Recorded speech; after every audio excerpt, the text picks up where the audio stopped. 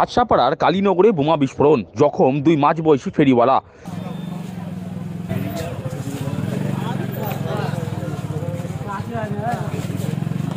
কাছড়াপাড়া পুরসভা ৭ নম্বর ওয়ার্ডের সুবোধ রায় সরণির কালীনগরে রবিবার বেলায় বিস্ফোরণ ঘটে। জানা গেছে স্থানীয় লোহালক্কর ব্যবসায়ী রঘু রায়ের গোডাউনে এই বিস্ফোরণ ঘটে। বিস্ফোরণে গুরুতর জখম দুই বাতিল জিনিসপত্রের ফেরিওয়ালা কল্যাণীর জেএনএম হাসপাতালে চিকিৎসাধীন। তবে প্রকাশ্য দিবালোকে বোমা বিস্ফোরণের ঘটনায় আতঙ্কিত কালীনগরের বাসিন্দারা। গোডাউন মালিকের মেয়ে অনিতা কৈরি জানান, এদিন বেলায় ক্যান্সারে আক্রান্ত মাকে বাড়ির গেটের সামনে বসিয়ে ওষুধ সেবন করাচ্ছিলেন। ঠিক তখন তিনি একটা বোমা ফাটার বিকট আওয়াজ শুনতে পান। তৎক্ষণাৎ তিনি অসুস্থ মাকে নিয়ে ঘরের মধ্যে ঢুকে পড়েন। অনিতা দেবীর দাবি, পরপর 3টি বোমা ফাটার আওয়াজে গোটা এলাকা কেঁপে ওঠে। ঘটনাটা হয়েছে, আমার মা বসেছিল ওইখানে, আমার মাকে এইভাবে ঘুরে ওষুধ খাওয়াচ্ছিলাম। তারপরে খুব জোরে আওয়াজ হয়েছে, মাকে ধরে ঘরে নিয়ে গেছি, একটার মধ্যেই নিয়ে গেছি। তারপরে আবার আওয়াজ হয়েছে, তারপরে আমি দেখতে পাইনি, মাকে ক্যান্সার পেশেন্ট মাকে নিয়ে করছি।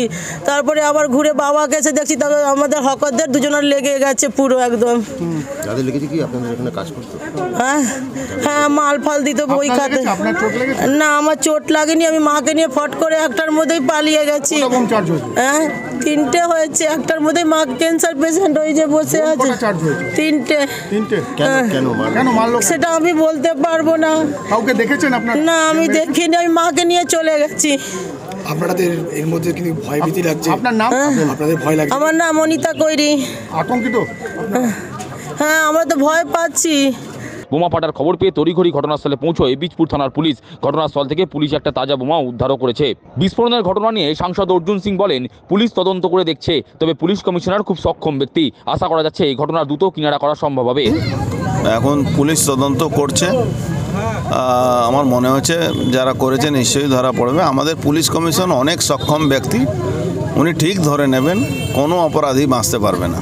এদিকে ঘটনার পর বিস্ফোরণস্থল পরিদর্শনে আসেন ব্যারাকপুরের পুলিশ কমিশনার অলোক রাজুরিয়া।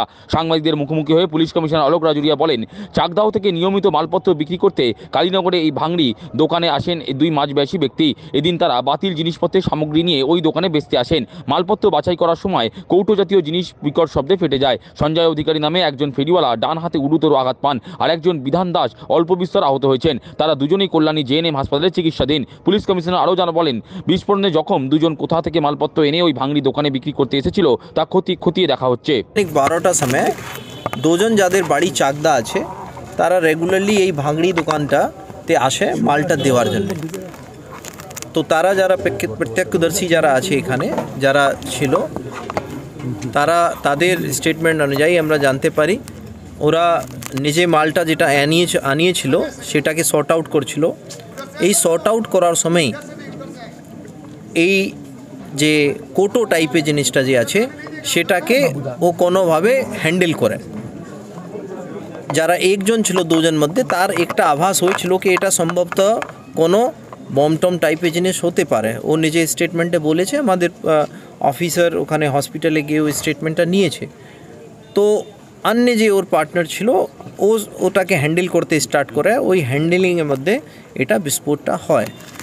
নাও আমরা যেখান থেকে ওরা নিয়ে এসেছিলো সেটাও কার কাছ থেকে নিয়ে এসেছিলো ওই আইটেমসগুলো আজকে সেটাও আমরা আইডেন্টিফাই করেছি। আমরা এখানেও বিডিডিএস টিম আমাদের, আর ওখানেও 2টা জায়গায় আমরা প্রপার সার্চ করিয়ে বাকি তদন্তটা আমাদের এগিয়ে যাচ্ছে।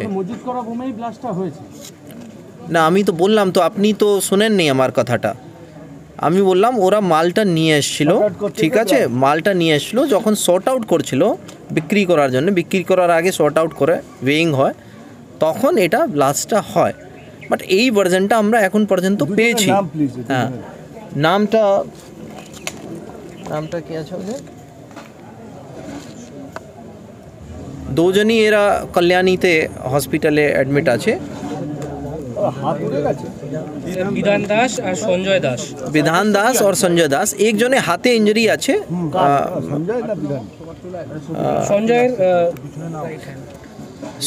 সঞ্জয় দাসের রাইট হ্যান্ডে ইঞ্জুরি আছে। বিধান দাস মোস্টলি সামান্য ইঞ্জুরি আছে।